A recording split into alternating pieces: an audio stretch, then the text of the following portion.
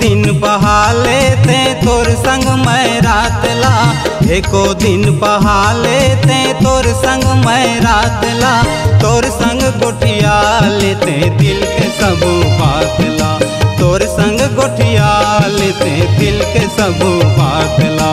एको दिन बहा लेते तोर संग मैं रात ला, एको दिन बहा लेते तोर संग मैं रात ला, तोर संग गोठिया लेते दिल के सब बात ला, तोर संग गोठिया लेते दिल के सब बात ला।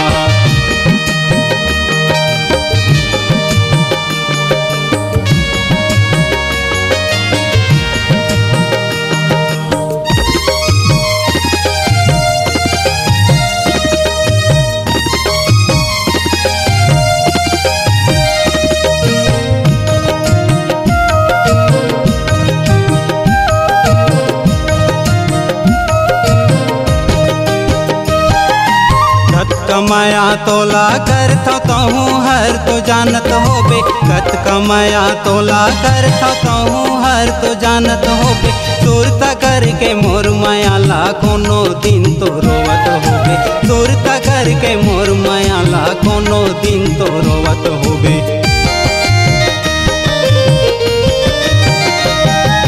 कत कमाया तोला करता कहूँ हर तो जानत होबे, कत कमाया तोला करता कहूँ हर तो जानत होबे, सुरता करके मोर माया ला कोनो दिन तो रोवत होबे, सुरता करके मोर माया ला कोनो दिन तो रोवत होबे। कौन बैरी बना के मर गे, कौन बैरी बना के मर गे, बैरी जात पात ला, तोर संग गोठिया लेते दिल के सब बात ला, तोर संग गोठिया लेते दिल के सब बात ला।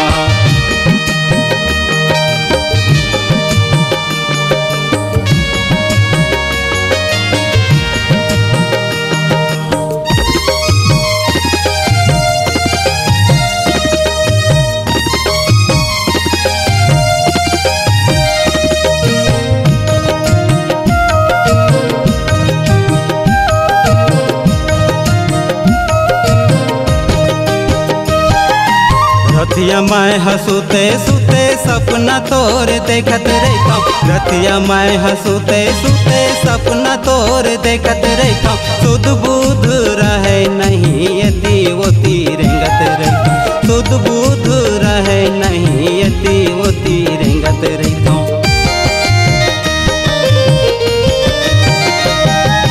रतिया मैं हंसूते सुते सपना तोर देखत रहता, रतिया मैं हंसूते सुते सपना तोर देखत रहता, सुध बुध रहे नहीं यदि वोती रेंगत रहता, सुध बुध रहे नहीं यदि वोती रेंगत रहता।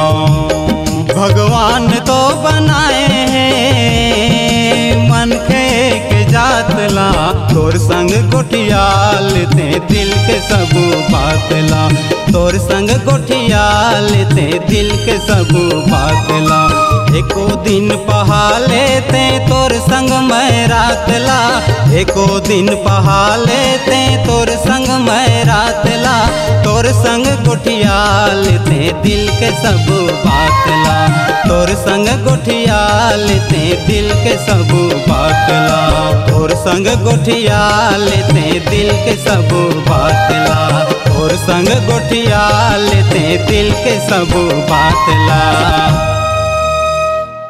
अगर आप अपनी आवाज को एक नया आयाम देना चाहते हैं तो चले आइए मल्टी ट्रैक डिजिटल रिकॉर्डिंग के लिए संपर्क करें HK म्यूजिक कंपनी, कोटा डबरी, चांपा, छत्तीसगढ़। मोबाइल नंबर है 9329238487 और 8085380339।